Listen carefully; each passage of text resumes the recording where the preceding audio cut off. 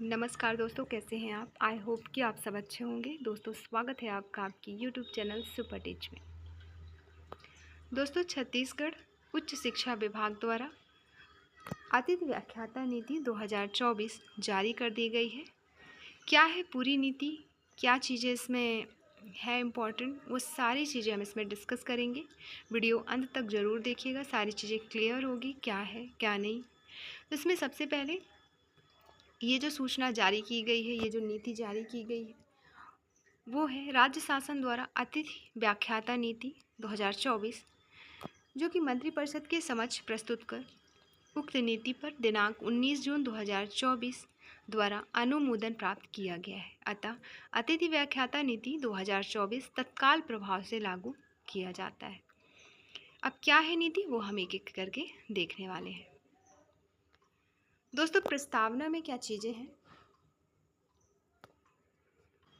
इसमें वर्तमान में राज्य के राजकीय विश्वविद्यालय एवं शासकीय महाविद्यालयों में प्राध्यापक, सह प्राध्यापक, सहायक प्राध्यापक, ग्रंथपाल एवं क्रीड़ा अधिकारी के नियमित पद रिक्त होने के कारण विश्वविद्यालय महाविद्यालय के छात्र छात्राओं का अध्यापन, प्रायोगिक खेलकूद, पुस्तकालय एवं अन्य कार्य प्रभावित होते हैं। अतः कक्षाओं में अध्यापन कार्य तथा पुस्तकालय एवं खेलकूद संबंधी कार्यों के लिए वैकल्पिक व्यवस्था हेतु यह नीति प्रस्तावित की गई है।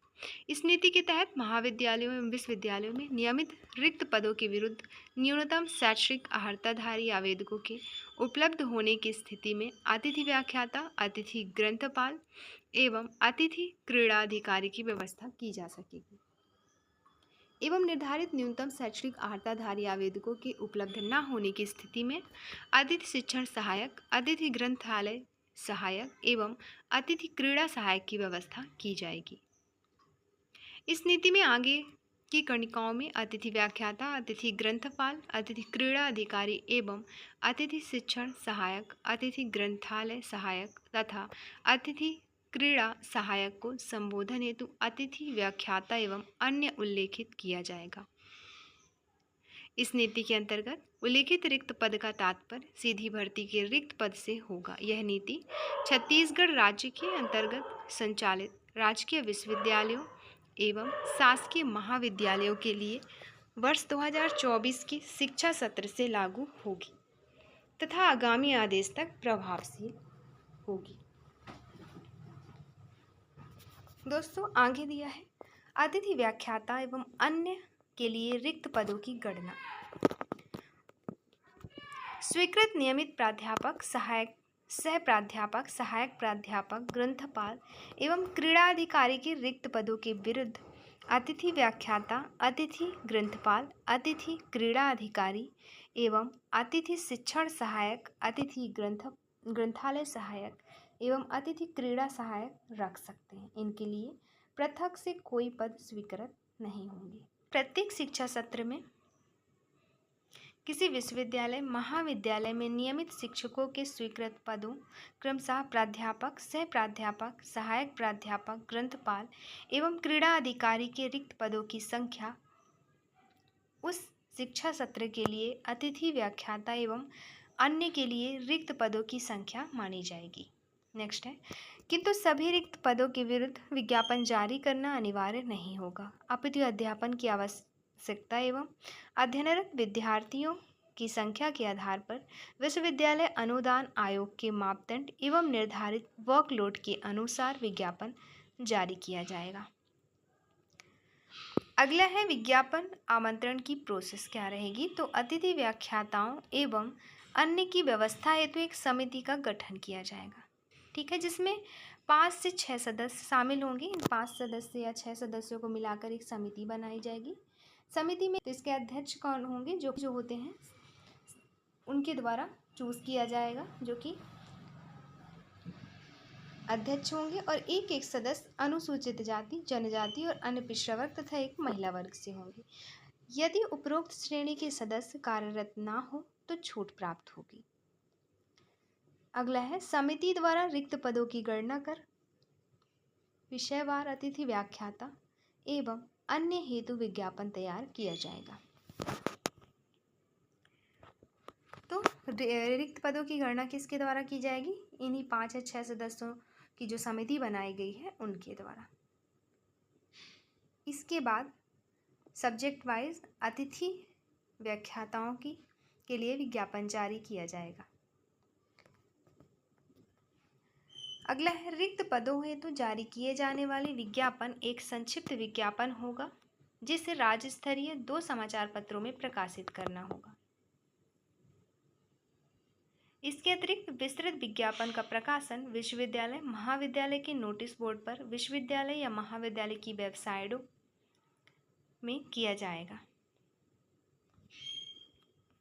तो जो भी विज्ञापन जारी किया जाएगा बोले समाचार पत्रों के द्वारा राज्यों में राज्य स्तरीय 2 जो समाचार पत्र होंगे उनमें प्रकाशित किया जाएगा और बाकी इनकी पूरी डिटेल जो होगी वो महाविद्यालयों और विश्वविद्यालयों के नोटिस बोर्ड पर या उनकी वेबसाइटों पर अनिवार्य रूप से सारी जानकारी वहाँ से आपको मिलेगी या वहाँ से बाकी का विज्ञापन विस्तृत विज्ञापन जो है वहाँ पे अपलोड किया जाएगा। अगला है आयुक्त उच्च शिक्षा कार्यालय द्वारा ऑनलाइन आवेदन प्राप्त करने एवं अन्य आवश्यक कार्रवाई के लिए सॉफ्टवेयर ऐप तैयार किया जाएगा। सॉफ्टवेयर ऐप तैयार करने होने तक आवेदनकर्ता निर्धारित अंतिम तिथि तक अपना आवेदन संबंधित संस्था में पंजीकृत या रजिस्टर्ड डाक द्वारा अथवा स्वयं उपस्थित होकर प्रस्तुत कर पावती प्राप्त करेंगे। आवेदन लेने संबंधी किसी प्रकार की समस्या अथवा शिकायत होने पर संबंधित संभागीय क्षेत्रीय अपर संचालक को निवारण हेतु आवेदन किया जा सकेगा, जिसका निराकरण संभागीय क्षेत्रीय अपर संचालक के द्वारा शिकायत प्राप्ति के 3 दिवस में किया जाएगा। नेक्स्ट है यदि किसी संस्थान में एक ही विषय के प्राध्यापक सह प्राध्यापक एवं सहायक प्राध्यापक के एक से अधिक रिक्त पदों हेतु विज्ञापन जारी किया जाता है तो उस विषय हेतु अभ्यर्थी एक ही आवेदन उस संस्थान में करेंगे, पृथक पृथक नहीं। मान लीजिए एक से अधिक रिक्त पद हैं इन तीनों पोस्ट की, तो आप एक ही विषय में कर पाएंगे, ना कि अलग अलग सभी।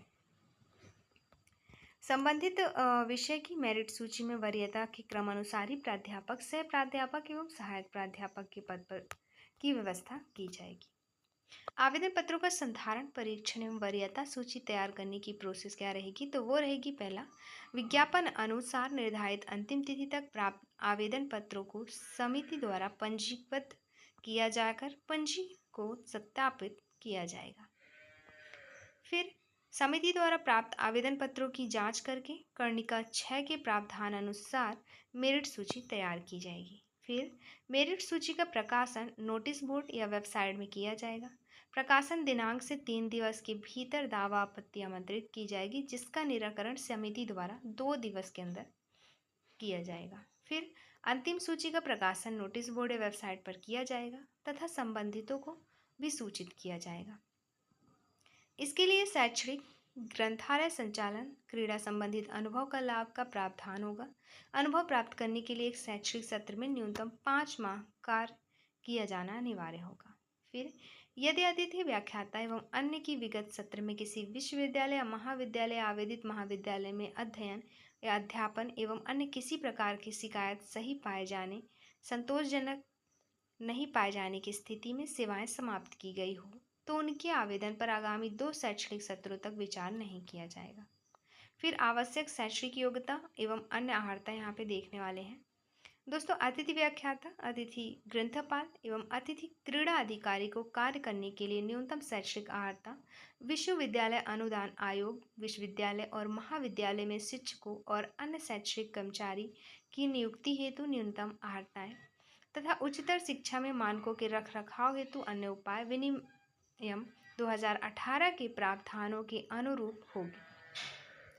इस व्यवस्था के अंतर्गत अतिथि शिक्षण सहायक, ग्रंथपाल सहायक, क्रीड़ा सहायक के लिए स्नातकोत्तर स्तर पर न्यूनतम 55% अंक होने चाहिए, परंतु SC, ST दिव्यांगजन अभ्यर्थियों के लिए स्नातकोत्तर पर या स्तर पर न्यूनतम 50% अंक होने चाहिए। बाकियों के लिए 55% अंक और SC, ST आपका दिव्यांगजन के लिए 50% अंक न्यूनतम होने चाहिए। फिर है आगे, स्वामी आत्मानंद अंग्रेजी माध्यम आदर्श महाविद्यालय में कार्य करने के लिए बिंदु 5.1 के समान न्यूनतम शैक्षिक अर्हता के साथ साथ आवेदकों को अंग्रेजी माध्यम से अध्यापन का अनुभव तथा अध्यापन के दौरान छात्र छात्राओं से अंग्रेजी माध्यम में संवाद कर पाठ्य विषय से संबंधित जिज्ञासाओं का भी निराकरण करने में सक्षम होना अनिवार्य होगा। इस हेतु आवेदक अभ्यर्थियों की व्यवस्था राज्य स्तरीय गठित समिति के द्वारा सक्षमता एवं दक्षता के आधार पर निर्धारित की जाएगी। आयु सीमा अतिथि व्याख्याता, अतिथि शिक्षण सहायक अधिकतम 65 वर्ष तक रखी गई है और अतिथि ग्रंथपाल, क्रीड़ा अधिकारी, ग्रंथालय सहायक, क्रीड़ा सहायक की अधिकतम आयु 62 वर्ष रखी गई है। दोस्तों, छत्तीसगढ़ के मूल निवासी अभ्यर्थियों को यहाँ पे प्राथमिकता दी जाएगी। मेरिट हेतु अंकों का जो निर्धारण, अतिथि व्याख्याता एवं अन्य की व्यवस्था हेतु वरीयता सूची तैयार करने के लिए अधिकतम अंकों का निर्धारण निम्नानुसार किया जाएगा। पहला, इंदिरा कला एवं संगीत विश्वविद्यालय खैरागढ़, कुल अंक 240, तो इनके अनुसार 140 अंक प्लस 100 अंक प्रदर्शन एवं साक्षात्कार हेतु रहेंगे। शेष राजकीय विश्वविद्यालयों में कुल अंक 160 रहेगा, जिसमें से 140 अंक प्लस 20 अंक साक्षात्कार हेतु। फिर महाविद्यालयों हेतु कुल अंक रहेंगे 140, जिसमें से पूरा अंक 140 रहेगा। पीएचडी, नेट, सेट, एमफिल के लिए अधिकतम 50 अंक, पीएचडी अगर है तो 30 अंक, नेट सेट 20 अंक और एमफिल के लिए 15 अंक। दोस्तों, स्नातकोत्तर स्तर पर अधिकतम 50 अंक, 55 के लिए 5 अंक, 56 से 100 प्रत्येक 1% के लिए 1 अंक दिया जाएगा। शोध पत्रों के प्रकाशन हेतु अधिकतम 10 अंक, पीएचडी या एमफिल में प्रकाशित शोध पत्रों को छोड़कर यूजीसी केयर जर्नल में प्रकाशित प्रत्येक शोध पत्र पर 2 अंक दिए जाएंगे। अनुभव के लिए 30 अंक, अधिकतम 30 अंक। शासकीय महाविद्यालयों में एक शैक्षणिक सत्र में न्यूनतम 5 माह अध्यापन कार्य पूर्ण करने पर 5 अंक दिया जाएगा। अतिथि व्याख्याता, ग्रंथपाल, क्रीड़ा अधिकारी की वरीयता सूची में प्राथमिकता क्रम निम्नानुसार होगा, जैसे श्रेणी 1 संबंधित विषय में पीएचडी, 2 नेट सेट परीक्षा उत्तीर्ण, 3 संबंधित विषय में एमफिल धारक। अतिथि शिक्षण सहायक, ग्रंथालय सहायक, क्रीड़ा सहायक के लिए विश्वविद्यालय अनुदान आयोग द्वारा शैक्षणिक अर्हता अनुसार स्नातकोत्तर पर न्यूनतम 55% अंक और SC ST दिव्यांगजन अभ्यर्थियों के लिए न्यूनतम 50% अंक होना अनिवार्य है। विशेष टिप में कुछ चीजें हैं जिसे देख लेते हैं। दोस्तों, विश्वविद्यालय महाविद्यालयों में सर्वप्रथम अतिथि व्याख्याता, ग्रंथपाल एवं क्रीड़ा अधिकारी की व्यवस्था की जाएगी। श्रेणी 1 के अभ्यर्थियों के नाम पर सर्वप्रथम विचार किया जाएगा। इस श्रेणी का कोई अभ्यर्थी उपलब्ध ना हो तो क्रमशः श्रेणी 2 और श्रेणी 3 के अभ्यर्थियों के नामों पर विचार किया जाएगा। उक्त तीनों श्रेणी में अभ्यर्थी उपलब्ध ना होने पर ही अतिथि शिक्षक सहायक, ग्रंथालय सहायक और क्रीड़ा सहायक की व्यवस्था हेतु शेष अभ्यर्थी के नाम पर विचार किया जाएगा। नेक्स्ट है, अनुसूचित क्षेत्रों में स्थित महाविद्यालयों में उपर्युक्त वर्णित श्रेणियों में निर्धारित योग्यता वाले आवेदक उपलब्ध नहीं होने पर ही अतिथि शिक्षण सहायक, ग्रंथालय सहायक, क्रीड़ा सहायक के अंतर्गत न्यूनतम अर्हता से न्यून अर्हता प्राप्त आवेदकों की आवेदन पर गुणानुक्रम के आधार पर विचार कर चालू शैक्षणिक सत्र के लिए अध्यापन कार्य हेतु आमंत्रित किया जा सकेगा, किंतु यह व्यवस्था योग्य अभ्यर्थी मिलने पर अथवा केवल चालू शैक्षणिक सत्र के लिए प्रभावशील होगी।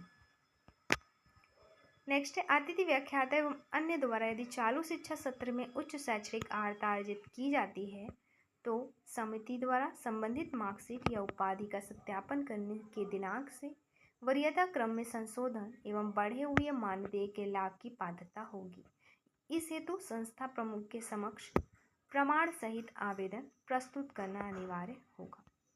नेक्स्ट है, सत्र के मध्य में नियुक्ति अथवा स्थानांतरण से पद स्थापना होने के कारण विस्थापित अतिथि व्याख्याता, ग्रंथपाल एवं अतिथि क्रीड़ा अधिकारी को संस्था प्रमुख द्वारा विस्थापन प्रमाण पत्र के साथ उस सत्र का अनुभव प्रमाण पत्र भी उपलब्ध कराया जाएगा।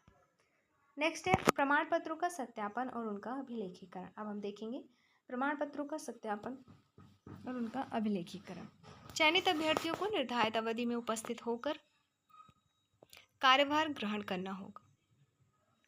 फिर चयनित अभ्यर्थियों को इस आशय का शपथ पत्र देना होगा कि उसके विरुद्ध पुलिस या न्यायालय में कोई आपराधिक प्रकरण विचाराधीन नहीं है। साथ ही वह किसी अन्य शासकीय, अर्ध शासकीय, अशासकीय सेवा में नहीं है एवं पूर्व में किसी विश्वविद्यालय, महाविद्यालय में शिकायत या कार्य संतोषजनक नहीं पाए जाने के आधार पर सेवाएं समाप्त नहीं की गई है। फिर कार्यभार ग्रहण करने से पहले अभ्यर्थी द्वारा मूल दस्तावेज सत्यापन हेतु समिति के समक्ष प्रस्तुत किया जाएगा तथा परीक्षण में अभिलेख सही पाए जाने के बाद ही कार्यभार ग्रहण करने की अनुमति प्रदान की जाएगी। सेवा समाप्ति संबंधी क्या क्या चीज़ें कही गई है वो देखेंगे अब हम, जिसमें सबसे पहले लिखा है शिक्षा सत्र के दौरान किसी विषय के रिक्त पद पर नियमित नियुक्ति अथवा स्थानांतरण से पदस्थापना की स्थिति में उक्त विषय के अतिथि व्याख्याता एवं अन्य की सेवा स्वतः समाप्त मानी जाएगी। ऐसी स्थिति में श्रेणी 1, 2, 3 के अतिथि व्याख्याता, ग्रंथपाल, क्रीड़ाधिकारी विस्थापित श्रेणी में माने जाएंगे। तो यहाँ पे जो नियुक्ति तो की जा रही है, लेकिन अगर वहीं पे कोई नियमित शिक्षक आ गए या स्थानांतरण के द्वारा उस पद पे शिक्षक आ गए उस विषय के लिए, तो आपकी जो सेवा होगी उसी टाइम पे समाप्त कर दी जाएगी। यदि प्राध्यापक, सह प्राध्यापक या सहायक प्राध्यापक के एक ही विषय के विरुद्ध एक से अधिक हैं एवं भविष्य में नियमित नियुक्ति स्थानांतरण से एक पद भरे जाने की स्थिति में उस विषय में मेरिट लिस्ट में कनिष्ठ अतिथि व्याख्याता की नियुक्ति स्वतः निरस्त मानी जाएगी। यदि मेरिट लिस्ट में 2 या 2 से अधिक कनिष्ठ अतिथि व्याख्याताओं को समान अंक प्राप्त है तो आयु में कनिष्ठतम अतिथि व्याख्याता की नियुक्ति निरस्त मानी जाएगी। नेक्स्ट है इनके विरुद्ध प्राप्त शिकायत जांच में सही पाई जाने पर इनको 7 दिवस का कारण बताओ सूचना जारी किया जाएगा एवं उत्तर समाधान कारक नहीं पाए जाने की स्थिति में प्राचार्य द्वारा इनकी व्यवस्था समाप्त करने की सूचना जारी की जाएगी। फिर जिन विषयों के अतिथि का मूल्यांकन निरंतर 3 बार संतोषजनक नहीं पाया जाएगा उन्हें आगामी सत्र में पुनः आमंत्रित न किया जाकर विज्ञापन के आधार पर संबंधित विषय में अतिथि व्याख्यात व्यवस्था की जाएगी। फिर इनके द्वारा प्रस्तुत शपथ पत्र, शैक्षणिक प्रमाण पत्र या कोई भी अन्य दस्तावेज फर्जी पाया जाता है तो किसी भी समय इनकी सेवाएं समाप्त की जा सकेगी। यदि आवेदक में कार्यरत स्थल पर उपस्थित नहीं होता तो उसकी व्यवस्था स्वतः निरस्त मानी जाएगी। नेक्स्ट, अतिथि व्याख्याता एवं अन्य द्वारा बिना सूचना लगातार 15 दिवस तक अनुपस्थित रहता है तो उसकी व्यवस्था स्वतः समाप्त मानी जाएगी। इस आशय की लिखित सूचना प्राचार्य द्वारा संबंधित को जारी की जाएगी। सूचना देकर अवकाश में रहने की स्थिति में प्रकरण का निराकरण प्राचार्य की विवेकाधीन होगा। तो ये थी जानकारी। इन स्थितियों में आपकी सेवाएं स्वतः ही समाप्त कर दी जाएगी। विस्थापन की व्यवस्था किसी संस्थान में नियमित नियुक्ति अथवा स्थानांतरण से पदस्थापना होने के कारण पद भरे जाने पर उक्त पद के विरुद्ध कार्यरत श्रेणी 1, 2 एवं 3 के अतिथि व्याख्याता, अतिथि ग्रंथपाल एवं क्रीड़ाधिकारी को विस्थापित की श्रेणी में माना जाएगा। फिर विस्थापित को अपने पूर्व स्थान से विस्थापन एवं कार्य संतोषजनक पाए एवं अनुभव संबंधी निर्धारित प्रारूप में प्रमाण पत्र कार्यरत संस्था के प्राचार्य द्वारा जारी किया जाएगा। नेक्स्ट, नियमित नियुक्ति स्थानांतरण से प्रभावित होने पर श्रेणी 1, 2, 3 के विस्थापित अभ्यर्थी उसी जिले के अन्य संस्थान में एवं उस जिले में पद रिक्त नहीं होने की स्थिति में उसी संभाग के अन्य जिले में एवं संभाग में रिक्त नहीं होने की स्थिति में राज्य के अन्य जिले में रिक्त पद के विरुद्ध आवेदन प्रस्तुत कर सकते हैं। प्रत्येक शिक्षा सत्र में 1 जून की स्थिति में महाविद्यालय वार एवं विषयवार रिक्तियों की जानकारी प्रत्येक महाविद्यालय, अग्रणी महाविद्यालय, विभाग की वेबसाइट पर प्रदर्शित की जाएगी। विस्थापित अतिथि व्याख्याता निर्धारित प्रारूप अनुसार आवेदन पूर्व संस्था के प्राचार्य द्वारा जारी विस्थापन प्रमाण पत्र एवं अनुभव प्रमाण पत्र के साथ अधिकतम 3 महाविद्यालयों में 15 जून तक प्रस्तुत कर सकेंगे। इसके अतिरिक्त सत्र के मध्य में भी किसी विस्थापित व्याख्याता द्वारा किसी भी महाविद्यालय में रिक्त पद के विरुद्ध आवेदन प्रस्तुत करने की स्थिति में संबंधित प्राचार्य द्वारा बिना विज्ञापन जारी किए विस्थापित व्याख्याता की सेवाएं ली जा सकेगी। नेक्स्ट है, प्रत्येक महाविद्यालय में जिन रिक्त पदों के लिए विस्थापित श्रेणी के आवेदकों से आवेदन प्राप्त होंगे, उन पदों पर अतिथि की व्यवस्था हेतु विज्ञापन जारी नहीं किया जाएगा। यदि एक ही विस्थापित का आवेदन प्राप्त होता है तो उस इस व्यवस्था के अंतर्गत लिया जाएगा, किंतु एक से अधिक विस्थापितों के आवेदन की स्थिति में परस्पर वरीयता अनुसार प्रथम स्थान प्राप्त विस्थापित को इस व्यवस्था अंतर्गत लिया जाएगा। परस्पर वरीयता का निर्धारण कणिका 6 के प्रावधानों अनुसार किया जाएगा। अगला है, श्रेणी 1, 2, 3 के अतिथि व्याख्याता और क्रीड़ाधिकारी ग्रंथपाल के लिए नियमित पदस्थापना होने तक एवं कार्य संतोषजनक पाए जाने पर आगामी शैक्षणिक सत्रों में विज्ञापन जारी नहीं किया जाएगा एवं उसी संस्थान में अध्यापन व्याख्याता के अंतर्गत रखा जाएगा। फिर जिन संस्थानों में अतिथि शिक्षण सहायक, ग्रंथालय सहायक, क्रीड़ा सहायक की सेवाएं ली जाती है, उन संस्थानों में प्रत्येक नवीन शिक्षा सत्र में विज्ञापन जारी किया जाएगा एवं अतिथि व्याख्याता, ग्रंथपाल, क्रीड़ाधिकारी की उपलब्धता होने पर ही अतिथि शिक्षण सहायक, ग्रंथालय सहायक, क्रीड़ा सहायक के स्थान पर रखा जा सकेगा, अन्यथा पूर्व में कार्यरत अतिथि शिक्षण सहायक, ग्रंथालय सहायक, क्रीड़ा सहायक की सेवाएं यथावत ली जाएगी। अनुसूचित क्षेत्र की जिन शिक्षण संस्थानों में निर्धारित शैक्षिक अर्हता स्नातकोत्तर उपाधि में 55 अथवा 50% न्यूनतम अंक को शिथिल करते हुए अतिथि शिक्षण सहायक, ग्रंथालय सहायक, क्रीड़ा सहायक की व्यवस्था की गई है, उसमें भी नवीन शिक्षा सत्र में जारी किया जाकर कणिका 6 अनुसार वरीयता सूची व्यवस्था की जाएगी। अब हम देखेंगे मानदेय। तो 40 से 45 मिनट के एक व्याख्यान के लिए अतिथि व्याख्याता 400, अतिथि शिक्षण सहायक को 300 रुपये दिए जाएंगे। 4 कालखंडों के लिए प्रतिदिन अधिकतम मानदेय 1600 रुपये और अतिथि शिक्षण सहायक को 1200 रुपये। तो देखा जाए तो 41,600 रुपये पर मंथ अधिकतम सैलरी अतिथि व्याख्याता को दी जाएगी। 30,000 रुपये पर मंथ अधिकतम सैलरी अतिथि शिक्षण सहायक को दी जाएगी। फिर जब 60 मिनट के एक व्याख्यान के लिए 500 रुपये अतिथि व्याख्याता को, 350 रुपये अतिथि शिक्षण को। 4 कालखंडों के लिए प्रतिदिन अधिकतम 2000 और अतिथि शिक्षण सहायक को 1400। कुल मिला के यहाँ पे 50,000 रुपये प्रति माह अतिथि व्याख्याता की सैलरी रहेगी, 35,000 रुपये प्रति माह अतिथि शिक्षण सहायक की रहेगी।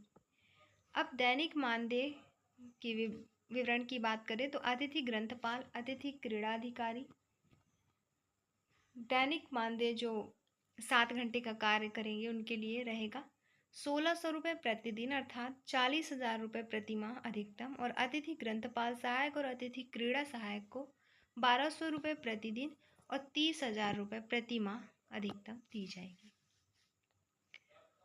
दोस्तों, प्रायोगिक कक्षाओं की गणना करते समय 3 प्रायोगिक कक्षाओं को 2 सैद्धांतिक कक्षाओं के बराबर माना जाएगा।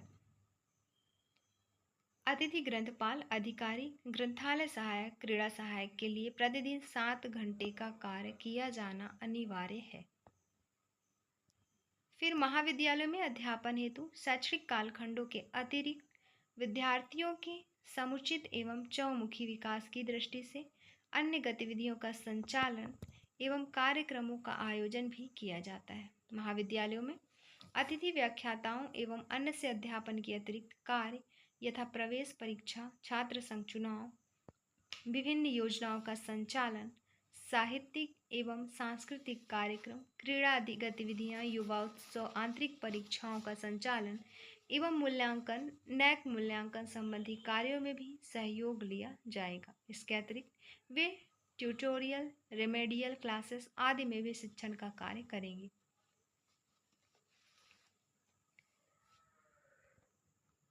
अतिरिक्त कार्यों के लिए जो अतिथि व्याख्याता होंगे उनको प्रति कार्य दिवस 400 रुपये एवं एक माह में अधिकतम 20 कार्य दिवसों के लिए 8,000 रुपये दिया जाएगा। किंतु किसी भी स्थिति में अध्यापन कालखंडों हेतु मानदेय एवं अतिरिक्त कार्यों हेतु मानदेय को मिलाकर 50,000 रुपये से अधिक का मासिक भुगतान नहीं किया जाएगा। अर्थात मासिक भुगतान की अधिकतम सीमा 50,000 रुपये होगी। अतिथि शिक्षण सहायक को प्रतिदिन कार्य दिवस 300 रुपये, एक माह में अधिकतम 20 कार्य दिवस इनको भी दिया जाएगा, मतलब 6,000 रुपये पर मंथ। अगर 20 के 20 कार्य दिवस कार्य करते हैं ये एक्स्ट्रा वाले तो। अतिरिक्त कार्यों के लिए मानदेय प्रति माह दिए जाने वाले अध्यापन कालखंड के अधिकतम मानदेय के अतिरिक्त देय होगा। अब छुट्टी संबंधी क्या चीजें कही गई है। अवकाश सुविधा, तो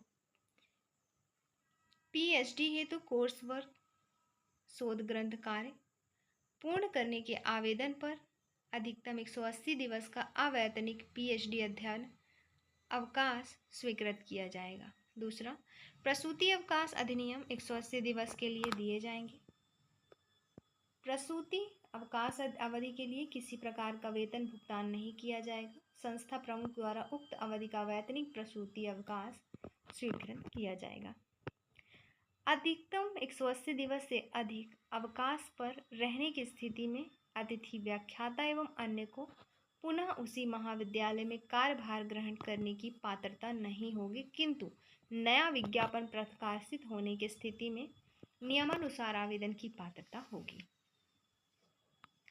उक्त अवधि के दौरान अध्ययन अध्यापन के सुचारू संचालन हेतु वैकल्पिक व्यवस्था के तहत प्रतीक्षा सूची से अन्य वैकल्पिक व्याख्याताओं की व्यवस्था इस शर्त पर की जाएगी कि अवकाश में गए अतिथि व्याख्याता एवं अन्य के पीएचडी अध्ययन प्रसूति अवकाश उपरांत वापस कार्यभार ग्रहण करने पर वैकल्पिक व्याख्याता को उनके कार्य से स्वतः कार्यमुक्त माना जाएगा। फिर वैकल्पिक व्याख्याता को अध्यापन के एवज में मानदेय एवं एक शिक्षा सत्र में 5 माह तक अध्यापन पूर्व करवाने की स्थिति में अनुभव प्रमाण पत्र की पात्रता होगी, किंतु विस्थापित श्रेणी की पात्रता नहीं होगी। अवकाश पर प्रस्थान किए अतिथि व्याख्याता एवं अन्य द्वारा अधिकतम 180 दिवस अवकाश का उपभोग के पश्चात निर्धारित तिथि पर कार्य ग्रहण नहीं करने की स्थिति में संस्था प्रमुख द्वारा यदि वैकल्पिक व्याख्याता से आगे भी अध्यापन कार्य निरंतर रखा जाता है, तब ऐसे वैकल्पिक व्याख्याताओं को विस्थापित श्रेणी की पात्रता होगी। दोस्तों, वैकल्पिक व्याख्याता को कार्यभार ग्रहण करने के पहले उनको शपथ पत्र देना होगा। नेक्स्ट है, पीएचडी अध्ययन और प्रसूति अवकाश लेने वाले अतिथि व्याख्याताओं एवं अन्य को उस अवधि के अनुभव का लाभ प्रदान नहीं किया जाएगा। फिर विश्वविद्यालय या स्वशासी महाविद्यालयों की परीक्षाओं में आंतरिक एवं बाह्य मूल्यांकन संबंधी जानकारी यहाँ पे दी गई है, जिसमें श्रेणी 1, 2, 3 के ऐसे अतिथि व्याख्याता जिन्हें 3 शैक्षणिक सत्र न्यूनतम 15 माह का अध्यापन अनुभव है, वे राज्य के विश्वविद्यालय स्वशासी महाविद्यालयों की समस्त परीक्षाओं में आंतरिक एवं बाह्य मूल्यांकनकर्ता के रूप में कार्य संपादन करेंगे या कर सकते हैं, जिसका भुगतान संबंधित विश्वविद्यालय या स्वशासी महाविद्यालय द्वारा उनके मूल्यांकन हेतु प्रचलित नियमानुसार किया जाएगा। विश्वविद्यालयों या स्वशासी महाविद्यालयों की वार्षिक या सेमेस्टर परीक्षाओं के प्रश्न पत्र निर्माण कार्य की अनुमति क्या होगी, नहीं होगी। फिर यहाँ पे न्यायालयीन प्रकरण संबंधी चीज़ें कही गई है। क्या है, अतिथि व्याख्याता एवं अन्य निर्देश नीचे दिए गए हैं। फिर अतिथि व्याख्याता हेतु संक्षिप्त विज्ञापन, अतिथि व्याख्याता एवं अन्य हेतु विस्तृत विज्ञापन का प्रारूप,